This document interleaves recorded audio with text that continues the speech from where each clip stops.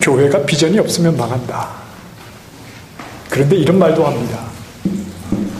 그놈의 비전 때문에 교회가 망한다. 이 비전, 교회의 비전이라고 하는 것은 한 개인의 또는 이 교회가 소망하는 것이 비전이 되는 것은 아닙니다. 담임 목사나 아니면 교회가 앞으로 이런 일을 했으면 좋겠습니다. 이것이 교회의 비전이 되는 것은 아닙니다. 그 뭐가 비전이 되어야 하느냐 하면 사명입니다. 교회의 사명이 뭐냐? 이것이 교회의 비전이 되어야 하지요. 한국에서는 말입니다. 요즘도 그런지 잘 모르겠는데 저도 옛날에 좀 많이 했는데 보통 비전을 정하라고 하면 숫자를 가지고 비전을 말합니다. 예를 들어 이런 겁니다. 10,000명의 예배자, 1,000명의 평신도 사역자, 그리고 100명의 선교사를 세우게 해주십시오. 이것을 비전이라고 그렇게 내세웁니다. 그래서 교회들이 무엇에 관심을 가지느냐 하면 어떻게 해야 10,000명의 예배자를 모을 수 있을까? 여기에 관심을 가지고 그래서 전도합니다. 전도하는 목적이 뭐냐 하면 10,000명의 예배자 목표 달성을 위해서 전도를 합니다. 이 목표를 달성해야 되니까 당근도 있어야 되겠죠. 그래서 해외여행 상품도 내걸고 자동차도 줍니다. 여러분 열심히 전도해서 1등하면 자동차 드리겠습니다. 다 그렇다는 게 아니라 일부가 그렇게 합니다. 그러니까 사람들이 전도에 열 올리는 거죠. 하나님의 일도 열심히 하고 해외여행도 가자. 그래서 열심히 전도를 합니다. 자, 이렇게 한 결과 한국의 성도의 수가 늘었을까요? 줄었을까요? 숫자를 비전으로 내걸고 목표 달성을 위해서 열심히 뭔가를 하는 것 같은데 숫자는 점점 줄어간다고 합니다. 왜 이렇게 되는 겁니까? 그리고 더 가슴 아픈 건 교회에 다니던 사람들이 크리스찬이죠. 개종을 한다는 겁니다. 어디로 가느냐? 교황도 한국을 방문했다고 하는데 캐톨릭으로 가고 불교로 가고 이게 가슴 아픈 거죠. 처음부터 전도를 할 때 복음 전도를 해야 하는데 당신은 죄인이다. 여기에서 시작을 해야 하는데 예수 한번 나와봐. 예수 믿어봐. 복받아. 사업도 잘 돼. 이런 성경에도 없는 엉터리를 가지고 사람들을 끌어모으기 시작하니까 막 빠져나가는 거죠. 다 빠져나가는 겁니다. 교회나 절간이나 성당이나 다를 게 없다는 말입니다. 이게 가슴 칠 일이죠. 그러니 교회가 생명력을 잃어가지요. 숫자에만 매달리니 숫자는 점점 줄어가고 교회의 생명력을 잃어가는 것입니다. 초대교회의 비전이 무엇이었습니까? 초대교회의 비전이 한 번 설교해서 3,000명 전도하는 게 그들의 비전이었습니까? 한 자리에서 5,000명을 꼬꾸라지게 만드는 것이 초대교회의 비전이었습니까? 그런 것 아니었습니다. 사도행전에 보면 초대교회의 비전이 잘 나와 있습니다. 어디에서 확인되느냐 하면 사도들의 설교를 통해서 교회의 비전이 뭐냐 하는 것에 대해서 분명하게 제시가 되지요. 사도행전에는 여러 편의 설교들이 기록이 되어 있습니다. 베드로의 설교도 있고 또 바울의 설교도 있고 스데반의 설교도 있고 여러 편의 설교가 있는데 그들의 설교에서 공통되게 교회의 비전을 무엇으로 제시하느냐 하면 예수 그리스도가 우리의 비전입니다. 예수 그리스도가 우리의 비전입니다. 이 말만을 하는 겁니다. 여러분 성경을 사도행전 한번 읽어보십시오. 사도들이 설교를 하면서 다른 이야기를 하지 않아요. 다른 이야기를 하지 않고 예수 그리스도가 우리의 비전이라고만 메시지를 선포합니다. 그럼 예수님이 교회의 비전이란 말입니까? 그렇습니다. 아니, 예수님 모르는 교회가 어디 있습니까? 그게 문제입니다. 예수님 모르는 교회가 어디에 있습니까? 정말 교회가 예수님을 안다고 생각하십니까? 여러분, 정말 우리가 예수님을 아는 걸까요? 정말 우리가 예수님을 믿는다고 하지만 그분이 어떤 분인지 정말 우리가 알고 믿는 걸겠습니까? 예수님께서 부활하신 후에 엠마오 마을로 내려가는 두 제자를 만나지요. 자, 그들에게 예수님이 무엇을 하셨습니까? 누가복음에 이렇게 기록되어 있습니다. 이에 모세와 모든 선지자의 글로 시작하여 모든 성경에 쓴 바 자기에 관한 것을 자세히 설명하니라. 무엇을 하셨다고요? 모세와 모든 선지자의 글로 시작하여 모든 성경에 쓴 바, 구약 성경입니다. 이 신약 성경이 없었죠, 이때는. 모든 성경에 쓴 바 자기에 관한 것을 자세히 설명하셨다. 예루살렘에 제자들이 모였습니다.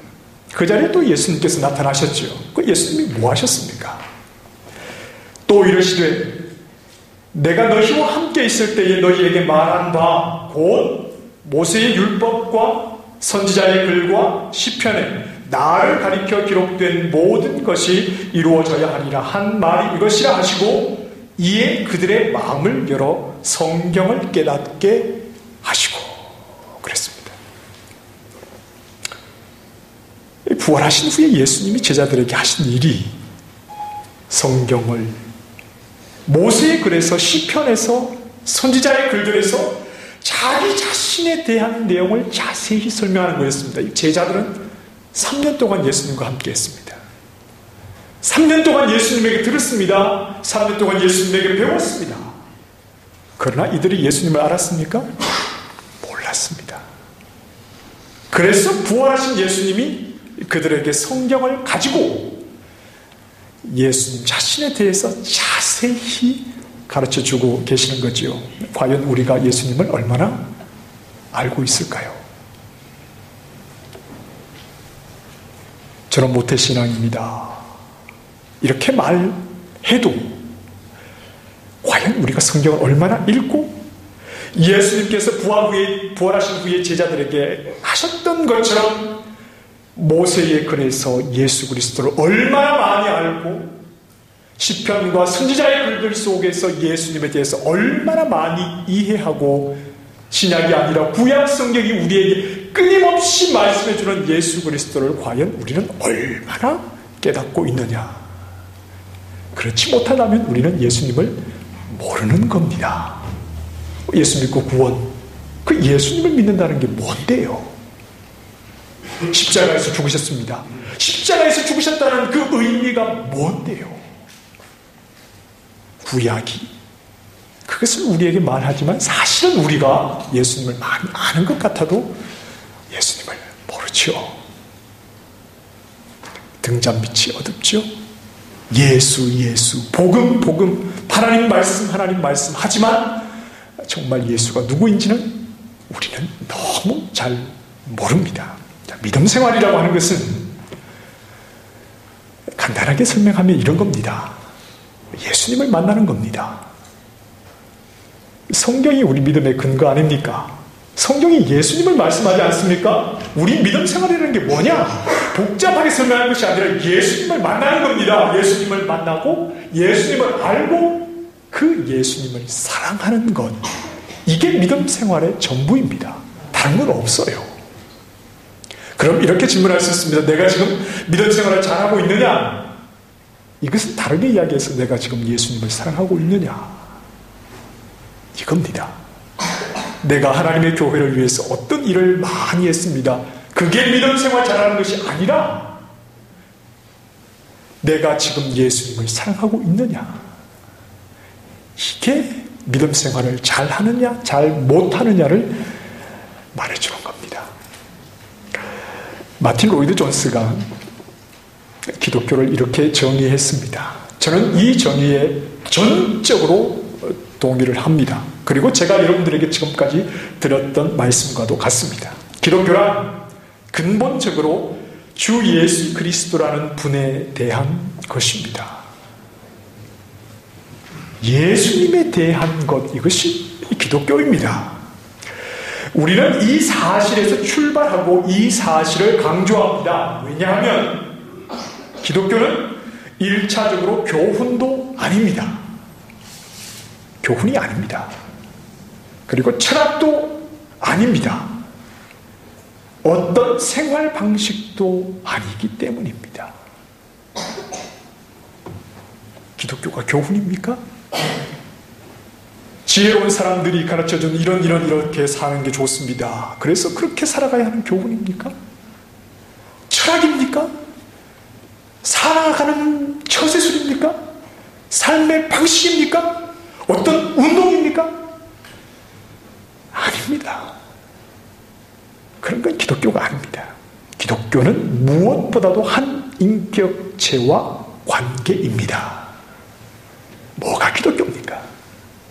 한 인격체와의 관계, 한 인격체와 사귀는 것, 한 인격체를 알아가는 것, 그리고 그 한 인격체를 사랑하는 것, 이게 기독교입니다. 교회의 비전은 그래서 그분입니다. 그 한 인격의 모든 것을 거는 것입니다. 그래서 초대교회 제자들은 그분께 자기의 목숨을 걸었습니다. 예수님의 제자들 가운데 목숨을 주님을 위해서 버리지 않은 사람이 한 사람을 제외하고는 없습니다. 마태는 에티오피아에서 칼에 찔려 죽임을 당합니다. 나쁜 짓을 해서 그렇습니까? 마가는 이집트 알렉산드리아에서 죽었습니다. 말에 묶여서 죽을 때까지 질질질질 끌고 다녔다는 겁니다. 왜 그랬을까요? 요한은 사도 중에 유일하게 자연사한 사람입니다. 그러나 그는 로마에 끌린 기름 가마솥에 빠질 뻔한 적이 있었으나 기적적으로 살아남아서 이 밤모습의 유배를 가지요. 그리고 거기서 요한 복음서를 기록합니다. 그리고 그는 끝까지 그리스도의 증인으로 살았습니다. 베드로는 십자가에 거꾸로 박혀 목숨을 잃었다고 알고 있습니다. 야고보는 예루살렘에서 순교를 했고, 바돌로메는 아르메니아에서 설교를 하다가 순교를 당합니다. 안드레는 그리스의 파트라스에서 X자 모양의 십자가에 달려 목숨을 잃었습니다. 도마는 인도에서 선교를 하다 창에 찔려 죽었고, 유다는 그리스도를 믿는 믿음을 지키다가 화살에 맞아 죽었고, 가룟 유다를 대신했던 마띠아는 돌에 맞아 죽어가다가 그만 참수형을 당해서 그렇게 목숨을 잃었습니다. 그리고 빌립은 현재 터키의 히에라폴리스에서 목숨을 잃었습니다. 지금 예수님의 제자들이 그들의 목숨을 바쳤던 것은 어떤 이념을 위해서 싸웠던 것이 아닙니다. 자기가 가진 신념을 지키기 위해서 목숨을 바쳤던 것이 아니라 한 분 인격자이신 그분과의 관계, 그분을 사랑하는 마음을 버릴 수가 없어서 그분을 위해서 자신들의 목숨을 내던졌던 사람들, 이들이 사도였고, 우리는 그들이 전해준 복음을 믿고 따라가고 있습니다. 그렇다면 우리가 말씀을 통해서 믿음 생활하면서 무엇을 지켜야 합니까? 그 한 인격자와의 관계, 우리 사도들이 그랬던 것처럼 그 한 인격자와의 관계를 포기하지 않고 끝까지 지켜나가는 것, 이것이 그 사도들의 뒤를 따라가는, 사도들의 신앙을 고백하는 우리 교회가 해야 할 일이라는 말입니다. 이런 사람들이 오늘 본문 27절에서 이렇게 표현됩니다. 하나님이 택하신 자들. 하나님이 택하신 자들이 바로 이런 자들입니다. 한 분과의 인격적인 관계를 가지고 모든 것을 그분께 드리는 사람들이 하나님이 택하신 자들입니다. 하나님이 택했다는 것은 그냥 어리버리하게 있다가 어느 날 갑자기 하나님 앞으로 나아가게 되는 것, 이것을 하나님이 택했다라고 말하지 않습니다. 하나님을 떠나서 온갖 죄악 속에 뒹굴며 방탕하게 살다가 죽을 때가 되면 불러주겠지, 이것이 하나님의 택함을 받은 자의 모습이 아니라는 말입니다. 자, 27절 말씀에 또 그때에 그가 천사들을 보내어 자기가 택하신 자들을 땅 끝으로부터 하늘 끝까지 사방에서 모으리라, 이렇게 말씀을 합니다. 자, 오늘 본문에는 그때에 라는 말이 3번 등장을 합니다. 자, 지금 오늘 본문에서 나오는 이런 말씀들은 이미 구약에서 예언되었던 종말론적인 메시지들입니다. 구약에서 예언되었던 종말론적인 메시지는 어떻게 성취가 되느냐 하면 예수 그리스도의 초림, 2000년 전에 예수님께서 이 땅에 처음 오셨을 때, 그리고 언젠가 다시 오실 재림, 구약 성경에서 기록된 종말론적인 메시지는 예수님의 초림과 예수님의 재림을 통해서 단계적으로 성취가 됩니다. 이 말은 초림이 없이 재림에 성취되는 말이 아니라 초림하심으로 처음 오신 그때를 시작으로 재림 때에 완성이 되는 이런 단계적으로 성취가 되는 것이지요. 그래서 구약에서 예언된 종말론적인 메시지들은 이미 예수님이 오신 2000년 전에 이 땅에 그대로 성취가 되었고, 앞으로 언제 오실지 모르지만 내일이라도 오신다면 그때 그 모든 예언의 말씀은 완성이 되는 것입니다. 자, 24절 말씀을 먼저 보십시다. 그때에 해가 어두워지며 달이 빛을 내지 아니하며 별들이 하늘에서 떨어지며 하늘의 권능들이 흔들리리라. 자, 이 말씀은 구약 이사야서의 말씀에서 이미 선포되었습니다. 이사야 13장 10절에 하늘의 별들과 별무리가 그 빛을 내지 아니하며 해가 돋아도 어두우며 달이 그 빛을 비추지 아니할 것이로다. 지금 이사야서에서 하시는 말씀은 바벨론의 멸망에 대한 말씀입니다. 바벨론에 대한 심판과 멸망을 선언하실 때 이렇게 표현을 했습니다. 하늘의 권능들이 떨어지듯이 바벨론도 떨어질 것이다. 물론 여기에서는 상징적인 의미입니다. 그러나 하늘의 빛이 어둠을 잃고 하늘의 권능이 흔들리는 것은 문자 그대로도 이미 구약에 이루어졌습니다. 애굽에 하나님께서 심판하실 때 하나님이 내리시는 재앙 가운데 몇 번째 재앙이었습니까? 10번째, 장자의 죽음을 앞둔 마지막 9번째 재앙에서 흑암이 임하지요. 하나님의 백성 이스라엘이 사는 곳은 빛이 있지만 이들에게는 흑암이 임하지요. 애굽에 대한 하나님의 심판이 임했음을 알리는 것입니다. 그리고 예수님께서 십자가에 못 박히셨을 때 해가 빛을 잃습니다. 그 시각이 언제입니까? 제6시에서 9시입니다. 정오 낮 12시에서 오후 3시, 가장 해가 높이 있을 때, 가장 해가 빛나야 할 그때 3시간 동안 빛을 잃어버립니다. 예수님이 십자가에 매달려 죽으시는 그 사건을 통해서 이미 이 땅에 하나님의 심판이 임했다는 것을 말씀하지요. 자, 지금 우리는 2000년 전에 이미 심판이 임한 땅을 살아가고 있습니다. 물론 우리는 지금 우리가 서 있는 자리, 주어진 자리에서 열심히 부지런히 그리스도인의 믿음을 가지고 살아야 합니다. 그러나 이 땅은 이미 심판이 임한 땅입니다. 가나안 땅에서 나온 애굽에서 나온 이스라엘 백성이 더 이상 애굽에 대한 미련을 두지 말아야 했던 것처럼 이미 예수님이 죽으심으로 이 땅의 심판이 임한 이 세상에 우리는 불필요한 소망을 두어서는 안 됩니다. 지나치게 이 세상에 소망을 두고 살아서는 안 됩니다. 이 땅이 전부인 것처럼 그렇게 살아서는 안 되지요. 이스라엘 백성에게 그들이 사모해야 할 땅은 그들이 살고 있던 애굽이 아니라 아브라함을 통해서 약속하신 하나님이 약속하신 땅입니다. 우리 역시 이미 이 땅에 하나님의 심판이 임했다면 이 세상에 너무 미래를 두고 살아서는 안 돼요.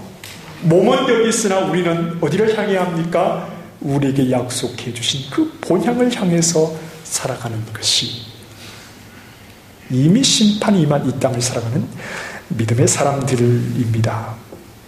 그날은 스바냐가 예언한 것 같이 캄캄하고 어두운 날이요 구름과 흑암의 날이 될 것이요, 아모스가 말한 대로 화에서 진저 여호와의 날을 사모하는 자요 그날은 어둠이요 빛이 아니라 한 대로 예수님께서 다시 오시는 날 온전한 심판이 이루어질 것입니다. 그때를 바라보며 이미 심판이 선언된 이 땅을 살아가는 우리, 세상의 것이 전부인 것처럼 그렇게 살아서는 안 된다는 말입니다. 노아 때 하나님께서 심판하셨죠. 물로 세상을 심판하셨습니다. 소돔과 고모라를 하나님이 심판하셨지요. 불과 유황으로 심판하셨습니다. 이것은 역사적인 사실입니다. 이러한 역사적인 사실은 늘 우리에게 거울로 삼아야 합니다. 광복절이 되면 일제 치하의 그 치욕스러웠던 아픔들을 우리가 되새기지요. 역사적인 사실이 주는 교훈 아닙니까? 하나님의 심판은 역사적인 사실입니다. 그것을 통해서 예수 그리스도 안에서 하나님의 심판이 이 죄악된 세상 가운데 반드시 일어난다는 것을 늘 생각하면서 우리는 그렇게 살아야 합니다. 깨어 있어야 합니다. 그리고 두 번째 26절, 그때에 인자가 구름을 타고 큰 권능과 영광으로 오는 것을 사람들이 보리라. 이 말씀은 다니엘서에서 나온 말씀입니다. 다니엘 7장 13, 14절에 내가 또 밤 환상 중에 보니 인자 같은 이가 하늘 구름을 타고 와서 예적부터 항상 계신 이에게 나아가 그 앞으로 인도되매 그에게 권세와 영광과 나라를 주고 모든 백성과 나라들과 다른 언어를 말하는 자들이 그를 섬기게 하였으니 그의 권세는 소멸되지 아니하는 영원한 권세요 그의 나라는 멸망하지 아니할 것이니라. 인자가 구름을 타고, 이 구름은 하나님 임재를 상징하는 거죠. 그래서 성막의 시내산에 구름이 빽빽한 것은 하나님이 임하셨다는 것입니다. 우리 예수님은 십자가 대속 사역을 마치시고 부활하신 뒤에 구름 타고 하늘에 올라가셔서 보좌 우편에 앉으셨습니다. 그리고 뭐라고 말씀하셨습니까? 올라감을 본 이대로 내가 너희에게 오겠다, 이렇게 말씀을 하시지요. 이미 하늘 보좌 우편에서 주님이 다스리시는 나라가 시작이 되었고, 우리가 사도신경에서 고백하는 것처럼 저리로서 산자와 죽은 자를 심판하러 오시리라. 저리로서 거기에서부터 그 보좌 우편 통치자의 자리에서 이 땅에 오셔서 이미 2000년 전에 이 땅을 심판하면서 무엇이 생명이고 무엇이 사망인지, 무엇이 삶이고 무엇이 죽는 것인지에 대해서 분명히 말씀하셨기에 그 기준을 가지고 이 세상을 정리하러 오시는 것이지요. 그리고 세 번째 27절 말씀입니다. 또 그때에 그가 천사들을 보내어 자기가 택하신 자들을 땅 끝으로부터 하늘 끝까지 사방에서 모으리라. 이 말씀은 신명기 30장에서 모세가 선포한 말씀입니다. 신명기 30장 4절 이하에 보면 모세가 선포한 말씀입니다. 이 말씀 역시 이미 시작이 되었고, 그리고 앞으로 예수님이 다시 오실 때 완성이 되는 것으로 우리는 이해를 합니다. 자기가 택하신 자를 땅 끝으로부터 모은다. 이미 시작이 되었죠. 그것은 바로 복음 전파를 통해서 땅 끝에서부터 땅 끝에 있는 사람들까지라도 하나님께로 모으는 것입니다. 그래서 예수님이 이렇게 말씀하시죠. 땅 끝까지 이르러 내 증인이 될 것이다.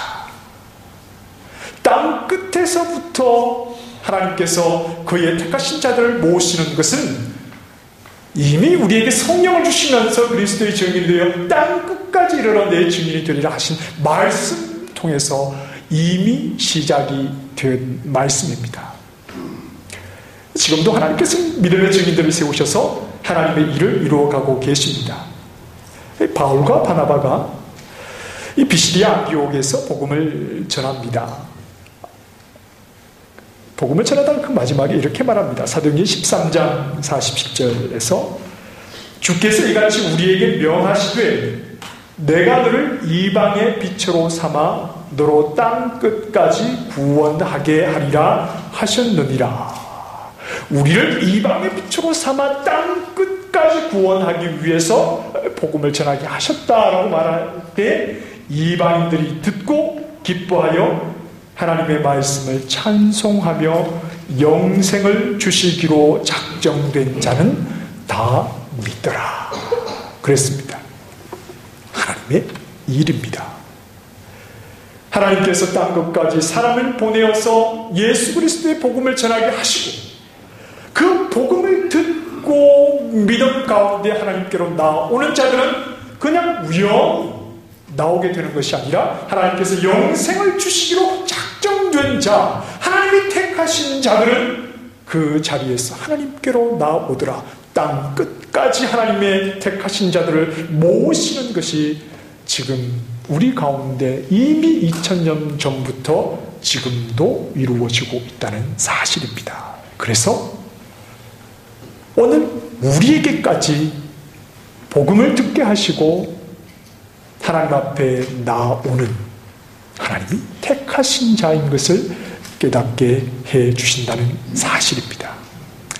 우리가 복음을 듣고 예수님을 믿게 된 것은 바로 하나님의 일이십니다. 하나님이 일하신다는 것입니다. 땅 끝까지 택하신 자들을 불러 모으시는 그 일에 우리가 예수 그리스도의 복음을 듣고 예수님을 믿는 믿음이 생겼다는 것은 바로 하나님이 우리 안에 일하고 계시다는 말입니다. 나에게 복음을 듣게 하신 분이 누구십니까? 하나님이십니다. 옆집 이웃에게 복음을 들었던, 자녀에게 복음을 들었던, 누구에게 복음을 들었던, 복음을 듣고 예수님 앞으로 나오게 된 이 일은 지금 심판을 앞두시고 예수님께서 내 안에서 일하시는 주님의 일이라는 사실입니다. 하나님이 이미 영생을 주시기로 작정하신 자, 바로 하나님이 택하신 자라는 은혜를 우리로 깨닫게 해주시는 것입니다. 자, 이 일은 한순간에 일어나는 일이기도 합니다. 다메섹 도상에서 사울처럼 말입니다. 한순간 복음을 듣고 하나님 앞으로 나오는 경우도 있지만 또 사람에 따라서는 시간이 걸리기도 합니다. 제자들은 3년의 시간이 필요했지요. 성령이 그들과 함께 할 때 비로소 그들은 진정 택하신 하나님의 택하신 자의 삶을 살게 되었습니다. 사도 바울을 통해서 세워진 소아시아 지역의 교회들 안에도 믿음이 연약한 자들이 많았습니다. 그래서 바울이 이런 말들을 합니다. 그들의 믿음의 진보가 필요하다. 너희 믿음의 부족함을 온전케 하기 원한다. 너희 믿음이 더욱 자라기를 원한다. 교회의 믿음을 알기 위해서 사람을 보내기도 합니다. 하나님의 교회지만 한 번 복음을 듣고 모든 사람이 성숙한 믿음을 가지는 것이 아니라 때로는 믿음의 진보가 필요하고 때로는 믿음이 자라야 하고 때로는 믿음이 부족해서 더 강하게 붙잡아줘야 하고 이런 과정들을 통해서 하나님의 사람, 진정 그리스도를 쫓아가는 사람으로 세워지기도 한다는 말입니다. 오늘 나에게 믿음의 씨앗이 떨어졌다면 그것을 가볍게 여기지 마시기 바랍니다. 내 믿음이 온전하지 못해도 오늘 내가 예수님을 믿는 믿음이 희미하게나마 내 안에 있다면 그것을 무시하지 마시기 바랍니다. 믿고 싶어도 믿지 못하는 사람이 있습니다. 아무리 하나님의 말씀을 들어도 믿어지지 않는 사람이 있어요. 믿고 싶은데도 하나님이 믿어지지 않는 사람이 있습니다.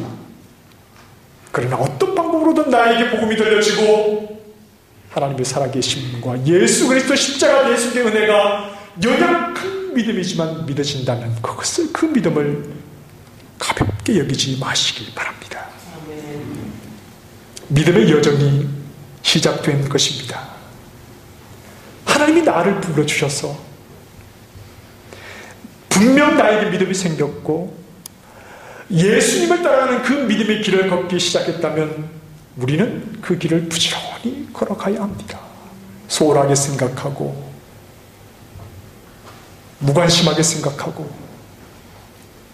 그렇지 말고 하나님께서 나에게 믿음 주셨다면 하나님 저에게 더 큰 믿음 주시옵소서.